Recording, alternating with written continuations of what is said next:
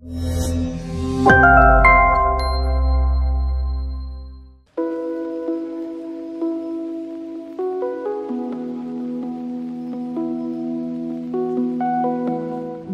Katolik Paroki Roh Kudus Babakan di Jalan Raya Babakan Canggu nomor 54 Canggu, Kuta Utara, Badung, merayakan hari wafatnya Yesus Kristus atau disebut juga dengan Jumat Agung pada Jumat 29 Maret.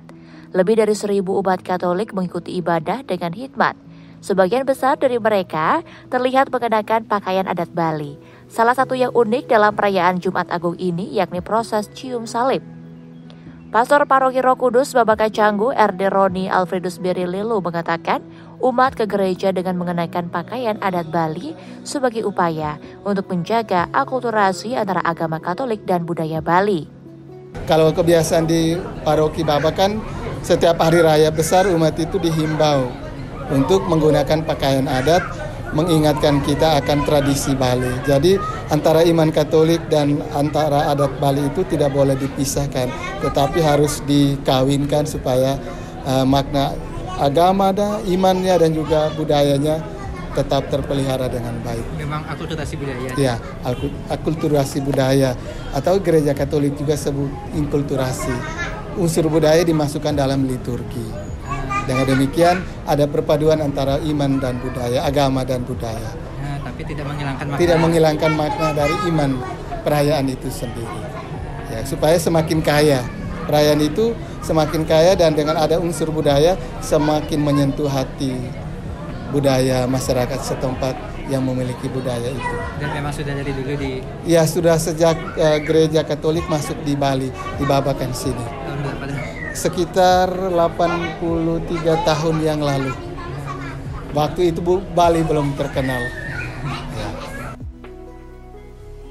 Pastor Roni juga menjelaskan makna mendalam dalam perayaan Jumat Agung ini. Menurutnya, peristiwa ini adalah momentum penting bagi umat untuk merenungkan pengorbanan Kristus yang disalib sebagai tebusan bagi dosa manusia. Oh ya, makna dari ibadat sore hari ini umat Katolik diberikan kesempatan untuk memahami pengorbanan Tuhan Yesus Kristus di kayu salib karena dosa manusia. Jadi Tuhan Yesus rela berkorban dipaku di kayu salib demi menebus dosa umat manusia. Karena kalau Tuhan tidak wafat, tidak disalibkan dan kemudian tidak dimakamkan, berarti umat manusia, terutama umat Katolik, tetap tinggal dalam dosa. Maka ibadat sore hari ini umat Katolik diingatkan bahwa dosa kita lah yang menyebabkan Yesus disalibkan, supaya kita umat manusia bisa bertobat menjadi lebih baik dari waktu ke waktu. Rangkaian acaranya disebut Pekan Suci yang dilaksanakan mulai Minggu 24 Maret lalu atau disebut Minggu Palma, kemudian Kamis Putih dan Jumat Agung. Lalu pada Sabtu 30 Maret malam Paskah atau Vigili Paskah dan Minggu 31 Maret Puncak Paskah. Pastor Roni menjelaskan tiap bagian dari perayaan ini memiliki makna yang mendalam. Minggu Palma menandai kedatangan Yesus ke Yerusalem. Kamis Putih mengenang perjamuan terakhir. Jumat Agung menggambarkan penyaliban Kristus dan Vigili Paskah mempersiapkan umat untuk kebangkitan Kristus. Dalam proses perayaan Jumat Agung, umat Katolik dibimbing melalui 3 tahap, yakni liturgi sabda, doa umat Maria, dan komuni. Penciuman salib menjadi momen refleksi di mana umat dapat menyatu dengan penderitaan Kristus. Satu persatu umat yang hadir lakukan proses cium salib yang dibawa prodiakon. Pastor Roni menjelaskan bahwa ini adalah simbol kebahagiaan yang sesungguhnya, karena tanpa salib tidak akan ada kebangkitan.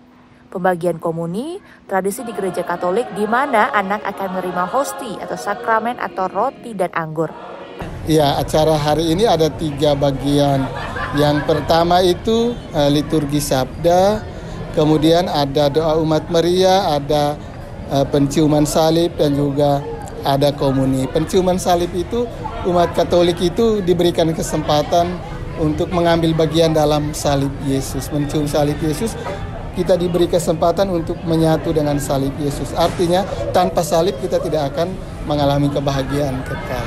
Pembagian komuni itu umat Katolik menerima tubuh Kristus. Karena pada perjamuan malam terakhir hari Kamis kemarin, Yesus itu menyerahkan dirinya menjadi santapan bagi umat Katolik. Ketika umat Katolik menyantap tubuh Kristus, berarti umat Katolik mengambil bagian dalam hidup Yesus yang ilahi.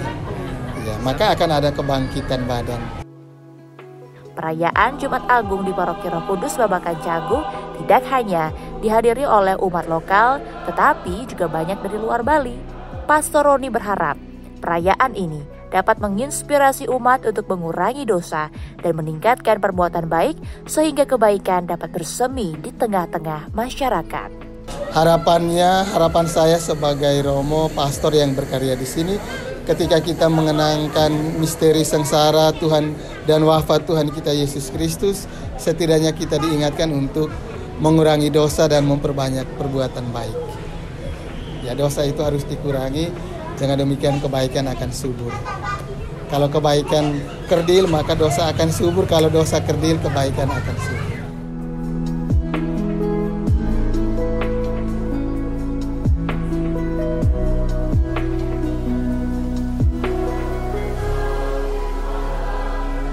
Yuk, subscribe akun YouTube resmi Nusa Bali.